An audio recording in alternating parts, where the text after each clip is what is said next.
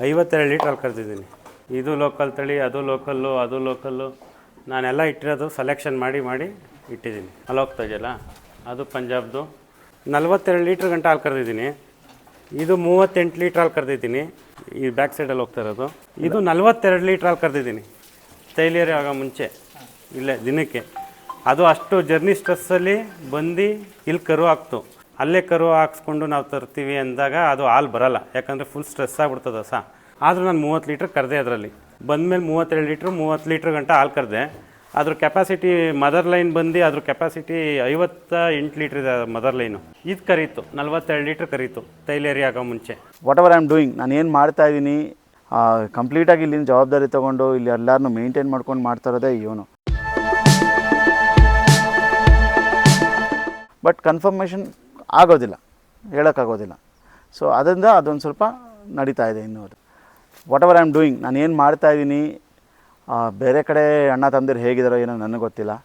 So ನನ್ನ ಜೊತೆ ಪೂರ್ತಿ ಸಪೋರ್ಟಾಗಿ ನಿಂತ್ಕೊಂಡಿದ್ದಾನೆ. ಸೊ ನಾನು ಬ್ಯಾಂಗ್ಳೂರಲ್ಲಿ ಇರ್ತೀನಿ ಅಷ್ಟೇ. ನಂದು ಮಾನಿಟ್ರೀಸ್ ಎಲ್ಲ ನೋಡ್ಕೊತಾ ಇರ್ತೀನಿ. ಆದರೆ ಅದನ್ನು ಬಿಟ್ಟರೆ ಕಂಪ್ಲೀಟಾಗಿ ಇಲ್ಲಿನ ಜವಾಬ್ದಾರಿ ತೊಗೊಂಡು ಇಲ್ಲಿ ಎಲ್ಲರನ್ನೂ ಮೇಂಟೈನ್ ಮಾಡ್ಕೊಂಡು ಮಾಡ್ತಾ ಇರೋದೇ ಇವನಿಲ್ಲ ಅಂತ ಹೇಳಿದ್ರೆ ನಾನು ಇದನ್ನೆಲ್ಲ ಮಾಡೋಕ್ಕೆ ಸಾಧ್ಯನೇ ಆಗ್ತಾ ಇರಲಿಲ್ಲ. ಸೊ ಎಲ್ಲ ಹಾರ್ಡ್ ವರ್ಕ್ ಇವಂದೇ, ನಮ್ಮದೇನಿದ್ರು ಇನ್ವೆಸ್ಟ್ಮೆಂಟು ಅಷ್ಟೇ. ನಾವೇನಿದ್ರು ಮೇಲ್ಗಡೆ ನೋಡೋರು, ಇವರೆಲ್ಲ ಇಲ್ಲಿ ಬಿದ್ದು ಒದ್ದಾಡೋರು.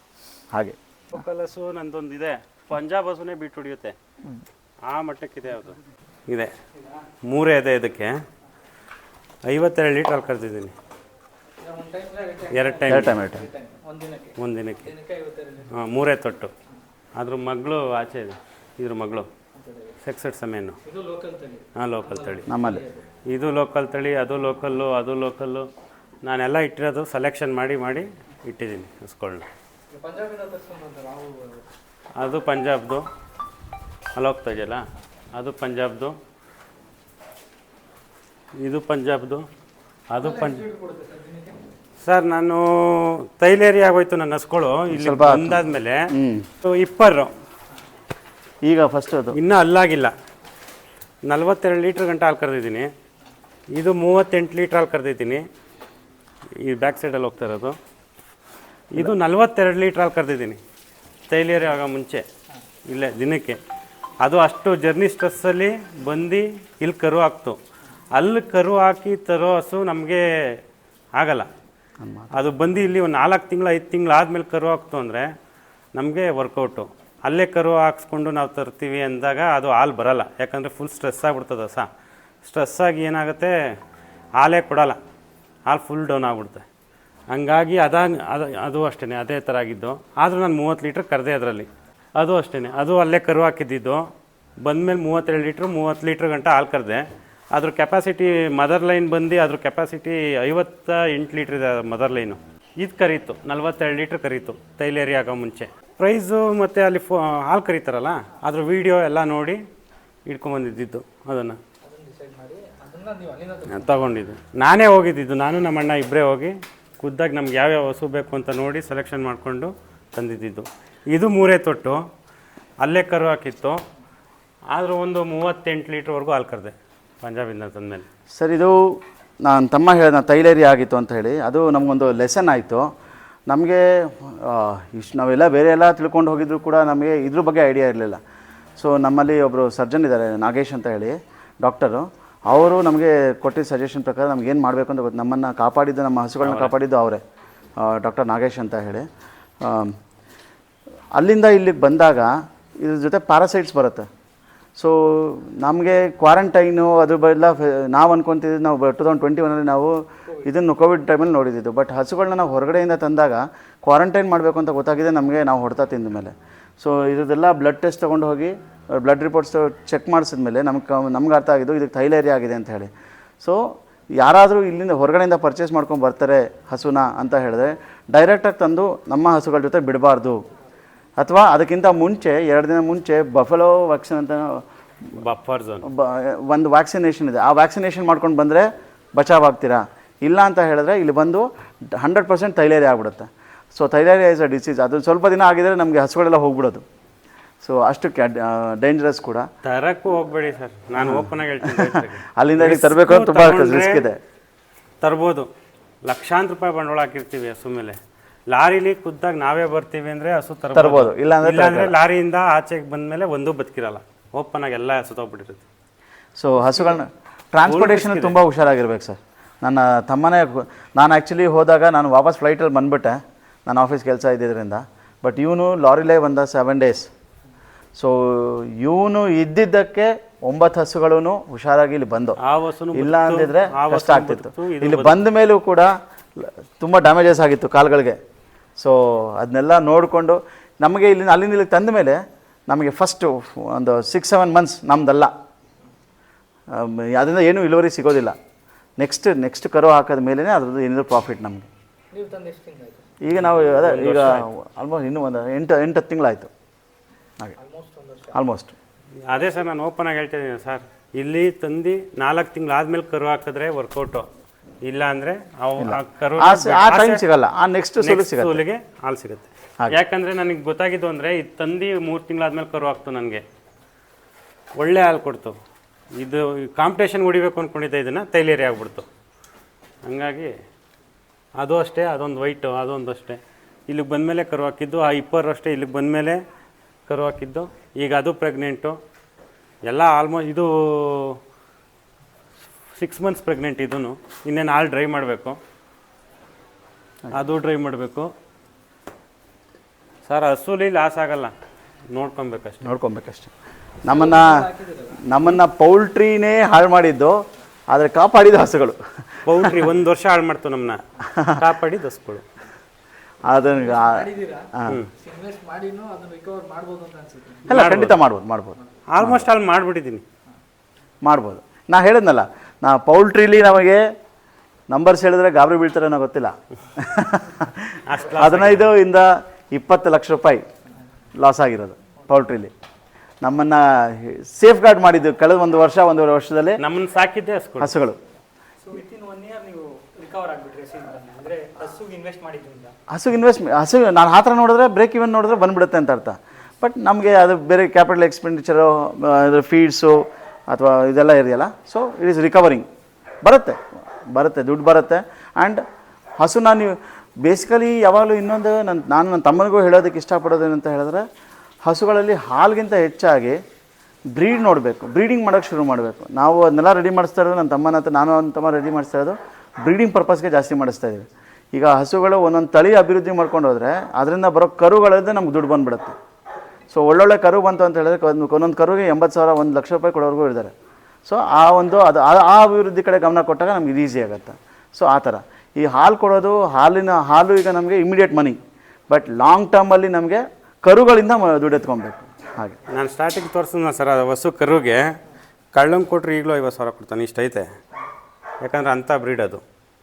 ಆ ಥರ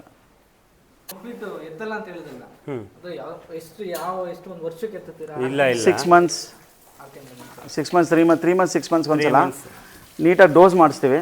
ಡೋಸ್ ಮಾಡಿಸಿ ಲಾರಿಗೆ ತುಂಬಿಸ್ಬಿಡ್ತೀವಿ. ನಮ್ಮ ತೋಟಕ್ಕೆ ನಮ್ಗೆ ಬೇಕಾ ನಮ್ಗೆ ಹಾಕೊತೀವಿ, ಇಲ್ಲ ಅಂದರೆ ಬಂದು ತೊಗೊಂಡೋಗ್ತಾರೆ. ಸೇಲ್ ಮಾಡೋದಾದ್ರೆ ಏನು ರೇಟ್ ಇದೆ ಸರ್? ಅದು 9,000 ಲಾರಿ. ನೀವು ಅವರೇಜ್ ಆಗಿ ಹಾಲು ಹಾಕ್ತೀರಾ ಅಂತ ಎಷ್ಟು ದಿನಕ್ಕೆ ಒಂದು 200 ಲೀಟರ್ವರೆಗೂ ಹಾಕ್ತೀವಿ. ನಿಮಗೆ ಒಂದು 15 ದಿನಕ್ಕೆ ಎಷ್ಟು ಲೀಟರ್ವರೆಗೂ ನಿಮಗೆ ಟೋಟಲ್ ಹಾಲು ಹಾಕ್ಬೋದು? ನಿಮ್ಮ ಬಿಲ್ಲು ಅಪ್ರಾಕ್ಸಿಮೇಟ್ ಎಷ್ಟು ಬರ್ಬೋದು ಸರ್? ನಾವು ಈಗ ಇನ್ನೊಂದೇನಂತ ಹೇಳಿದ್ರೆ, ನಾವು KMF ಹಾಕ್ತಾ ಇದ್ದೀವಿ. ಇನ್ನೂ ಒಂದು ಪ್ರೈವೇಟ್ ಬಿಲ್ ಮಿಲ್ಕ್ ಬಿಲ್ ಅಂತ ಇದೆ. ಅದ್ರ ಜೊತೆಗೆ ಹಾಲು ಬೆಂಗಳೂರು ಡೈರೆಕ್ಟಾಗಿ ಕನ್ಸ್ಯೂಮರ್ಸ್ಗೂ ಕೊಡ್ತಾ ಇದ್ದೀವಿ. ಸೊ ಈಗ ಒಂದು ವಾರದಿಂದ ಶುರು ಮಾಡಿದ್ದೀವಿ ಅದನ್ನು. ಡೈರೆಕ್ಟಾಗಿ ಬಾಟ್ಲಿಂಗ್ ಮಾಡಿಬಿಟ್ಟು ಬೆಳಗ್ಗೆ ಕರೆದಿದ್ದ ಹಾಲನ್ನು without even single drop of water ಇಲ್ಲಿಂದ ತೊಗೊಂಡು ಬ್ಯಾಂಗ್ಳೂರಲ್ಲಿ ನಾವು ಸೇಲ್ ಮಾಡ್ತಾಯಿದ್ದೀವಿ. ಅಂದರೆ ನಮ್ಮಲ್ಲಿ ಈಗ ಅಪಾರ್ಟ್ಮೆಂಟ್ಸಲ್ಲಿ, ಆಮೇಲೆ ಮನೆಗಳಿಗೆ ಅದನ್ನೆಲ್ಲ ಈಗ ಕೊಡ್ತಾಯಿದ್ದೀವಿ ಅದು. ಸೊ ಅದು ಕೂಡ ಈಗ ಒಂದು ಲೈಟಾಗಿ ಯಶಸ್ಸು ಕಾಣಿಸ್ತಾ ಇದೆ. ಅಂದರೆ ಈಗ ಸೋಮವಾರ ನಾನು ಶುರು ಮಾಡಿದ್ದು 13 ಲೀಟ್ರ್ 12 ಲೀಟ್ರ್ 13 ಲೀಟ್ರ್ ಶುರು ಮಾಡಿದೆ. ಇವತ್ತು ಭಾನುವಾರ ಇವತ್ತು 18 ಲೀಟ್ರ್ವರೆಗೂ ಹೋಗಿದೆ. ಸೊ ಹೀಗೆ ಒಂದು ಸ್ವಲ್ಪ ಈಗ ಸ್ಟಾರ್ಟಿಂಗ್ ಇನ್ನೊಂದು ಸ್ವಲ್ಪ ಪಿಕಪ್ ಆಯಿತು ಅಂತ ಹೇಳಿದ್ರೆ ಇಟ್ ಮೇ ಗ್ರೋ ಅಪ್ ಅನ್ನೋ ಒಂದು ಉದ್ದೇಶದಿಂದ ಶುರು ಮಾಡಿದ್ದೀನಿ. ಆ್ಯಂಡ್ ಜನ ಕೂಡ ತುಂಬ ಇಷ್ಟಪಟ್ಟಿದ್ದಾರೆ, ಅಲ್ಲಿವರೆಗೂ ಒಳ್ಳೆ ಫೀಡ್ಬ್ಯಾಕ್ ಬಂದಿದೆ. ಸೊ ಇಟ್ ಶುಡ್ ಎಕ್ಸ್ಪ್ಯಾಂಡ್, ಅದನ್ನು ನೋಡ್ತಾ ಇದ್ದೀನಿ. ಅಲ್ಲ, ಈಗ ಸದ್ಯಕ್ಕೆ ನಾವು ಈಗ ಸ್ಟಾರ್ಟಪ್ ಥರ ಶುರು ಮಾಡಿರೋದ್ರಿಂದ ಒಂದು ಲೊಕ್ಯಾಲಿಟಿಗೆ ಅಂತ ಪಾಯಿಂಟ್ ಮಾಡ್ಕೊಂಡು ಇಟ್ಕೊಂಡಿದ್ದೀನಿ. ಸಪೋಸ್ ಇನ್ ಕೇಸ್ ಯಾರಿಗಾದ್ರೂ ಬಲ್ಕಲ್ಲಿ ಬೇಕು, 40 ಲೀಟರ್ಸ್ 50 ಲೀಟರ್ಸ್ ಬೇಕು ಅಂತ ಹೇಳಿದ್ರೆ, ನಮಗೆ ಒಂದಿನ ಅಡ್ವಾನ್ಸ್ ಆಗಿ ಹೇಳಿ ಅಡ್ವಾನ್ಸ್ ಪೇಮೆಂಟ್ ಮಾಡಿದ್ರೆ ಅವ್ರ ಲೊಕೇಶನ್ಗೆ ಹೋಗಿ ಬೇಕಾದ್ರೆ ನಾವು ಸಪ್ಲೈ ಮಾಡಿಕೊಡ್ತೀವಿ. ಅವ್ರಿಗೆ ಒಂದು 50 ಲೀಟರ್ಸ್ ಬೇಕು ಅಥವಾ 40 ಲೀಟರ್ಸ್ ಬೇಕು, ಯಾವುದೋ ಒಂದು ಫಂಕ್ಷನ್ ಇರುತ್ತೆ, ಡೈರೆಕ್ಟ್ ಹಸು ಹಾಲೇ ಬೇಕು ಅಂತ ಹೇಳಿದಾಗ ನಾವು ಡೈರೆಕ್ಟಾಗಿ ತೊಗೊಂಡೋಗಿ ಅವ್ರಿಗೆ ಕೊಟ್ಬಿಟ್ಟು ಬರ್ತೀವಿ. ಸೊ ಅದನ್ನು ಬೇಕಾದ್ರೆ ಮಾಡ್ಕೊಡ್ಬೋದು ನಾವು. ಈಗ ಸದ್ಯಕ್ಕೆ ನಾವು ಒಂದು ಸ್ಟಾರ್ಟಪ್ ಮಾಡ್ತಿರೋದ್ರಿಂದ ನಮ್ಮ ಡೆಲಿವರಿ ಪ್ರೋಸೆಸ್ಸು ಅದೆಲ್ಲ ನೋಡೋದ್ರಿಂದ ಒಂದು ಏರಿಯಾನ ಸ್ಟಾರ್ಟ್ ಮಾಡ್ಕೊಂಡಿದ್ದೀನಿ. ಸೊ ಮುಂದಕ್ಕೆ ರೆಸ್ಪಾನ್ಸ್ ನೋಡಿಕೊಂಡು ಅದನ್ನ ಎಕ್ಸ್ಪ್ಯಾನ್ಷನ್ಗೆ ಹೇಗೆ ಮಾಡಬೇಕು ಅನ್ನೋದನ್ನ ಆಮೇಲೆ ಯೋಚನೆ ಮಾಡಬೇಕು. ಸರ್ ಈಗ 2 ಡೈರಿಯಲ್ಲಿ ನಾವು ಹಾಲು ಹಾಕ್ತಿರೋದ್ರಿಂದ ಒಂದು 15 ಡೇಸ್ಗೆ ಒಂದು ನಮ್ಮ KMF ಅಲ್ಲಿ ನಮಗೆ ಈಗ ಒಂದು 65,000ವರೆಗೂ ಬರ್ತಾಯಿದೆ. ಆಮೇಲೆ ಪ್ರೈವೇಟ್ ಡೈರಿಯಲ್ಲಿ ನಮಗೆ ಒಂದು 40,000 45,000 ಅಲ್ಲಿವರೆಗೂ ಬರ್ತಾಯಿದೆ. ಸೊ ಆ ಥರ ಇದೆ. ಏಕೆಂದರೆ ಹೌದು ಆ ಥರ ಇದೆ. ಈಗ ಸ್ವಂತ ನಾವೇ ಡೀಲರ್ ಆದರೂ ಕೂಡ ನಾವು ಅದಕ್ಕೆ ದುಡ್ಡು ಕೊಡಲೇಬೇಕು. ಸೊ ಅದನ್ನು ವಿತೌಟ್ ಪ್ರಾಫಿಟ್ ನಾವು ಮಾಡ್ಕೊತೀವಿ ಅಂತ ಹೇಳಿದ್ರು ಕೂಡ ಈಗ ನಮಗೆ ಪರ್ ಒಂದು ಪೇಮೆಂಟ್ ಏನಿದೆ, ಈಗ ನಾವು 15 ಡೇಸ್ ಪೇಮೆಂಟ್ ಏನಿದೆ ಅದು ನಮ್ಮ ಫೀಡ್ಸ್ಗೆ ಹೋಗುತ್ತೆ. ಫೀಡ್ಸ್ಗೆ ಮತ್ತು ನಮ್ಮ ಸಣ್ಣ ಪುಟ್ಟ ಎಕ್ಸ್ಪೆಂಡಿಚರ್ಸ್ಗೆ ಏನಿರುತ್ತೆ ಅದು ಹೋಗುತ್ತೆ. ಇನ್ನೂ ಒಂದು ಪೇಮೆಂಟ್ ಏನಿರುತ್ತೆ, ಇನ್ನೂ ಒಂದು 15 ಡೇಸ್ಗೆ ಏನು ಬರುತ್ತೆ ಅದು ನಮಗೆ ಉಳ್ಕೊಳ್ಬೋದು. ಅದನ್ನು ನಾವು ಇಲ್ಲ ಸ್ವಲ್ಪ ಲೇಬರ್ಸ್ಗಿರ್ಬೋದು ಅಥವಾ ನಮಗಿರ್ಬೋದು ಅದನ್ನು ನಾವು ಯೂಸ್ ಮಾಡ್ಕೊಬೋದು ಹಾಗೆ. ಆ್ಯಂಡ್ ಡೈರಿಯಿಂದ ಬರುತ್ತೆ. ಕೆಲವು ಟೈಮು ಮ್ಯಾಟ್ಗಳು ಇರ್ಬೋದು, ಮಿಲ್ಕಿಂಗ್ ಮಿಷಿನ್ ಇರೋದು, ಅದು ಸಬ್ಸಿಡಿ ಕೊಡ್ತೀವಿ ಅಂತ ಹೇಳ್ತಾರೆ. ಬಟ್ ಇದರಲ್ಲಿ ನಾನು ಸರ್ಕಾರದ್ದು ಪಾತ್ರ ಏನು ಅಂತ ನನಗೆ ಗೊತ್ತಿಲ್ಲ. ನಾನು ಪ್ರೈವೇಟಾಗಿ ಹೋಗಿ ಪರ್ಚೇಸ್ ಮಾಡಿದ್ರೆ ನನಗೆ ಆ ಸಬ್ಸಿಡಿ ರೇಟ್ ಕೊಟ್ಟು ಅದಕ್ಕಿಂತ ಕಮ್ಮಿದು ನನಗೆ ಸಿಗುತ್ತೆ. ಆದರೆ ಸಬ್ಸಿಡಿ ತೊಗೊತೀನಿ ಅಂತ ಹೇಳಿದ್ರೆ ಅದಕ್ಕಿಂತ ಜಾಸ್ತಿ ಅಮೌಂಟ್ ನಾನೇ ಪೇ ಮಾಡಬೇಕಾಗಿರುತ್ತೆ. ಆದಷ್ಟು ಅವ್ರು ಸ್ವಂತ ಪರ್ಚೇಸ್ ಮಾಡ್ಕೊಂಡು ಹುಡುಕಿದ್ರೆ ಮಾರ್ಕೆಟಲ್ಲಿ ಕಮ್ಮಿಗೆ ಸಿಗುತ್ತೆ ಎಲ್ಲ ಮೆಷಿನರೀಸ್ ಎಲ್ಲ. ಸೊ ಅಲ್ಲಿ ತೊಗೊಳೋದು ಬೆಟರ್. ಸರ್ ಇಷ್ಟೆಲ್ಲ ತಿಳ್ಕೊಂಡ್ಮೇಲೆ ನಂದೊಂದು ಕೊನೆಯ ಪ್ರಶ್ನೆ.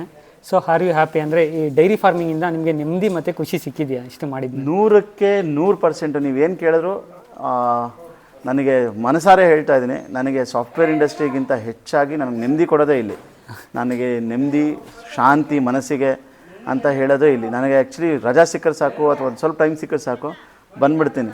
ನಾನು ಇಲ್ಲಿ ಮನೆಯಲ್ಲೂ ಕೂಡ ಇಲ್ಲೇ ಇಂಟರ್ನೆಟ್ ಇದೆ, ನನಗೇನು ಲ್ಯಾಪ್ಟಾಪ್ ಇದ್ದರೆ ಎಲ್ಲಿ ಬೇಕು. ನಾನು I am working from home from past 13 years. 13 ವರ್ಷದಿಂದ ನನಗೆ ಕೋವಿಡ್ ಏನೂ ಇರಲಿಲ್ಲ, ಲೆಕ್ಕ ಏನಿರಲಿಲ್ಲ. ಸೊ 13 ವರ್ಷದಿಂದನೂ ಮನೆಯಿಂದನೇ ಕೆಲಸ ಮಾಡ್ತಾ ಇರೋದು. ಸೊ ಆ ಟೈಮಲ್ಲಿ ಏನೋ ಇನ್ವೆಸ್ಟ್ ಮಾಡಿರಲಿಲ್ಲ. ಈಗ ಕಳೆದ ಒಂದು ಸ್ವಲ್ಪ ವರ್ಷದಿಂದ ಮಾಡಿರೋದು ಅಷ್ಟೇ ಇದು. ಸೊ ಇದನ್ನು ನೋಡಿದ್ರೆ ನನಗೆ ಮನೇಲಿ ಕೆಲಸ ಮಾಡಿ ಅಲ್ಲಿ ಕೂತ್ಕೊಂಡು ಕೆಲಸ ಮಾಡಿದ್ರು ಒಂದೇ, ಇಲ್ಲಿ ಕೂತ್ಕೊಂಡು ಕೆಲಸ ಮಾಡಿದ್ರು ಒಂದೇ. ಇಲ್ಲಿ ಬರ್ತೀನಿ, ಸೊ ಕೆಲಸ ನೋಡುತ್ತೆ, ಇಲ್ಲ ನಮ್ಮ ಹುಡುಗರ ಜೊತೆ ಆರಾಮಾಗಿ ಓಡಾಡಿಕೊಂಡು ನಾನೇನು ಕೆಲಸ ಮಾಡಲ್ಲ ಇಲ್ಲಿ. ಫ್ರ್ಯಾಂಕ್ಲಿ ಸ್ಪೀಕಿಂಗ್ ನಾನು ಇಲ್ಲೇನೂ ಕೆಲಸ ಮಾಡಿ ಎಲ್ಲ ನಮ್ಮ ಹುಡುಗರೇ ಮಾಡೋದು. ಇವನಿರ್ಬೋದು, ನಮ್ಮ ರವಿ ಅಥವಾ ಸಂತೋಷ, ಮನು, ನನ್ನ ಎಸ್ಪೆಷಲಿ ನನ್ನ ತಮ್ಮ, ನನ್ನ ನಾದಿನಿ, ಇವರು ತುಂಬ ಇಲ್ಲಿ ಡೆಡಿಕೇಟೆಡ್ ಕೆಲಸ ಮಾಡ್ತಾರೆ. ಸೊ ಇವ್ರು ಮಾಡೋದನ್ನ ನಾನು ನೋಡ್ಕೊಂಡಿರ್ತೀನಿ ಅಷ್ಟೇ. ನಾನು ಸೂಪರ್ವೈಸರ್ ಥರ. ಕೊನೆಯದಾಗಿ ಯಾರಾದರೂ ಒಂದು ಡೈರಿ ಫಾರ್ಮಿಂಗನ್ನು ಮಾಡಬೇಕು ಅಥವಾ ಯೂತ್ಸು ಮುಂದೆ ಬಂದರೆ ಅವ್ರಿಗೆ ನಿಮ್ಮ ಕಡೆಯಿಂದ ಒಂದಷ್ಟು ಸಜೆಷನ್ಸ್ ಏನು ಕೊಡ್ತೀರಾ? ಇನ್ವೆಸ್ಟ್ಮೆಂಟು ನೋಡ್ಕೊಂಡು ಮಾಡಿ. ಒಂದೇ ಸಲ ಇದೆ ಅಂತ ಹೇಳಿ ಹ್ಯೂಜ್ ಇನ್ವೆಸ್ಟ್ಮೆಂಟ್ ಮಾಡೋಕ್ಕೆ ಹೋಗ್ಬೇಡಿ. ಸೊ ನಿಮಗೆ ಹೇಗೆ ಗೊತ್ತಿದೆ, ಈಗ ನಾನು ಮಾಡೋದಕ್ಕೆ ಮೇಯ್ನ್ ರೀಸನ್ನು ನನ್ನ ತಮ್ಮ. ಅವನಿಗೆ ಇದ್ರ ಮುಂಚೆ ತುಂಬ ಐಡಿಯಾ ಇತ್ತು, ಹಸುನ ಹೇಗೆ ಸಾಕಬೇಕು, ಏನು ಮಾಡಬೇಕು ಅನ್ನೋದೊಂದು ಐಡಿಯಾ ಇತ್ತು. ಸೊ ಅದರಿಂದ ನಾನು ಒಂದೇ ಸಲ ಇನ್ವೆಸ್ಟ್ಮೆಂಟ್ ಮಾಡ್ಕೊಂಡು ಬಂದೆ. ಬಟ್ ಹೊಸದಾಗಿ ಶುರು ಮಾಡ್ತಾಯಿದ್ದಾರೆ ಅಂತ ಹೇಳಿದ್ರೆ ಗೋ ಸ್ಲೋಲಿ, ಒಂದೊಂದೇ ಹೋಗಿ. ಆ್ಯಂಡ್ ಆದಷ್ಟು ಡಾಕ್ಟರ್ಸ್ ಜೊತೆ ಟಚ್ಚಲ್ಲಿರಿ, ವೆಟರ್ನರಿ ಡಾಕ್ಟರ್ಸ್ ಜೊತೆ ಟಚ್ಚಲ್ಲಿರಿ. ಅವ್ರು ಏನು ಹೇಳ್ತಾರೆ ಅದನ್ನು ಕೇಳಿ, ಅವರ ಸಜೆಷನ್ಸ್ನ ಚಾಚು ತಪ್ಪದೆ ಪಾಲಿಸಿ. ಸೊ ಡಾಕ್ಟರ್ಸ್ನ ನೆಗ್ಲೆಕ್ಟ್ ಮಾಡೋಕ್ಕೆ ಹೋಗಬೇಡಿ, ನಾವು ಸ್ವಂತ ಡಾಕ್ಟರ್ಸ್ ಮಾಡ್ಕೊಳಕ್ಕೆ ಹೋಗಬೇಡಿ. ಆದಷ್ಟು ಅವ್ರು ಏನು ಹೇಳ್ತಾರೆ ಆ್ಯಂಡ್ ಇನ್ವೆಸ್ಟ್ಮೆಂಟ್ ವೈಸ್ ಅಷ್ಟೇ ಇನ್ವೆಸ್ಟ್ಮೆಂಟ್ನ ನೋಡ್ಕೊಂಡು ಮಾಡ್ಕೊಳ್ಳಿ. ಬ್ರೀಡಿಂಗು ನನಗೆ ನಮ್ಮ ನಾಗೇಶ್ ಡಾಕ್ಟರ್ ಅವರು ಹೇಳಿದ್ದು ಅಷ್ಟೇ, ಬ್ರೀಡಿಂಗ್ನ ಆದಷ್ಟು ನಿಮ್ಮಲ್ಲೇ ಮಾಡ್ಕೊಳೋಕ್ಕೆ ಟ್ರೈ ಮಾಡು. ಹೊರಗಡೆಯಿಂದ ಹಸುಗಳನ್ನ ತರೋದನ್ನ ಕಮ್ಮಿ ಮಾಡು, ನಿನ್ನಲ್ಲೇ ಇಂಪ್ರೂವ್ ಮಾಡಿಕೊಂಡು ಫಸ್ಟು ನಿನ್ನಲ್ಲಿ ಕರು ಬರೋದನ್ನು ಇಂಪ್ರೂವ್ ಮಾಡ್ಕೋ ಅಂತ ಹೇಳಿ ಕರು ಮೇಲೆ ಇನ್ವೆಸ್ಟ್ ಮಾಡಿ. ದೊಡ್ಡ ಹಸುಗಳನ್ನ ತಂದು ಶೋ ಆಫ್ ಮಾಡೋದಕ್ಕಿಂತ 1-2-3 ಹಸು ತೊಗೊಂಬನ್ನಿ, ಅದರಲ್ಲಿ ಕರು ಹಾಕ್ಸ್ಕೊಂಡು ಕರುನ ಇಂಪ್ರೂವ್ ಮಾಡ್ಕೊಂಡು ಅಲ್ಲಿಂದ ಬನ್ನಿ. Then it will be useful for you. Otherwise too much of investment ಅದನ್ನು ರಿಕವರ್ ಮಾಡ್ಕೊಂಡು ನಿಮ್ಗೆ ಕಷ್ಟ ಆಗ್ತಾ ಹೋಗುತ್ತೆ. ಸೊ ನೋಡಿದಷ್ಟು ಸುಲಭ ಇಲ್ಲ, ಒಂದು ಲೇಬರರ್ಸ್ ಆಗಿದೆ. ಸೊ ಲೇಬರರ್ಸು ಕರೆಕ್ಟಾಗಿರಬೇಕು. ಜೊತೆಗೆ ಯಾರೇ ಲೇಬರರ್ಸ್ ಇದ್ದರೂ ಕೂಡ ಸ್ವಂತದವರು ಅಲ್ಲಿರಲೇಬೇಕು. ಆವಾಗ ನೀವು ಮಾಡೋಕ್ಕೆ ಸಾಧ್ಯ, ಇಲ್ಲ ಅಂದರೆ ತುಂಬ ಕಷ್ಟ ಆಗ್ಬಿಡುತ್ತೆ. ಟು ಬಿ ಹಾನೆಸ್ಟ್, ನಿಮ್ಮ ಹತ್ರ ಇಷ್ಟೊತ್ತು ಮಾತಾಡಿ ನನಗೆ ಡೈರಿ ಫಾರ್ಮಿಂಗ್ ಬಗ್ಗೆ ಇದ್ದಿದ್ದು ಕಂಪ್ಲೀಟ್ ವ್ಯೂವೇ ಚೇಂಜ್ ಆಯಿತು ಸರ್. ಅಂದರೆ ಎಷ್ಟೋ ಜನ ಏನೋ ಅಷ್ಟು ಐಡಿಯಾ ಇಲ್ಲದೇ ಸ್ಟಾರ್ಟ್ ಮಾಡೋಕ್ಕೆ ಹೋಗ್ತಾ ಇದ್ದಾರೆ. ಸೊ ಈ ವಿಡಿಯೋ ಮುಖಾಂತರ ಅವ್ರಿಗೆ ತುಂಬಾ ನಾಲೆಡ್ಜ್ ಸಿಗುತ್ತೆ. ಆ್ಯಂಡ್ ಇನ್ನೊಂದು ನಮ್ಮ ವೀಕ್ಷಕರಿಗೆ ನಾನು ಏನು ಕೇಳೋದಕ್ಕೆ ಇಷ್ಟಪಡ್ತೀನಿ ಅಂದರೆ, ರೈತರು ಯಾವುದೇ ಫೀಲ್ಡಲ್ಲಿ ಇರಲಿ ಸ್ವಲ್ಪ ಟೆಕ್ನಾಲಜಿ ಮತ್ತು ಎಜುಕೇಷನ್ನ ಕೃಷಿಗೆ ಇಂಪ್ಲಿಮೆಂಟ್ ಮಾಡಿದ್ರೆ ಅವ್ರ ಸಕ್ಸಸ್ ರೇಟ್ ತುಂಬ ಜಾಸ್ತಿ ಇರುತ್ತೆ. ಅದಕ್ಕೆ ನೀವೇ ಸಾಕ್ಷಿ. ಸೊ ಪರ್ ಡೇ 200 ಲೀಟ್ರ್ ಹಾಲು ಹಾಕ್ತಿದ್ದೀರಾ ಅಂದರೆ ಅದು ಸಾಮಾನ್ಯವಾದ ವಿಚಾರನೇ ಅಲ್ಲ. ಸೊ ನಿಮ್ಮ ಯಶಸ್ಸು ಇನ್ನೂ ಜಾಸ್ತಿ ಹೋಗಲಿ, ನೀವು ಸ್ಟಾರ್ಟಪ್ ಏನು ಮಾಡಿದ್ದೀರಾ ಅದು ಇನ್ನೂ ತುಂಬ ಒಳ್ಳೆ ರೀತಿಲಿ ಹೋಗಲಿ ಅಂತ ನಾನು ದೇವರಲ್ಲಿ ಪ್ರಾರ್ಥಿಸ್ತಾ, ವಿತ್ ಲವ್ ಆ್ಯಂಡ್ ರೆಸ್ಪೆಕ್ಟ್ ನಮ್ಮ ಚಾನಲ್ಗೆ ಇಷ್ಟೊಂದು ಮಾಹಿತಿ ಕೊಟ್ಟಿದ್ದಕ್ಕೆ ತುಂಬ ಹೃದಯದ ಧನ್ಯವಾದಗಳು. Thank you sir.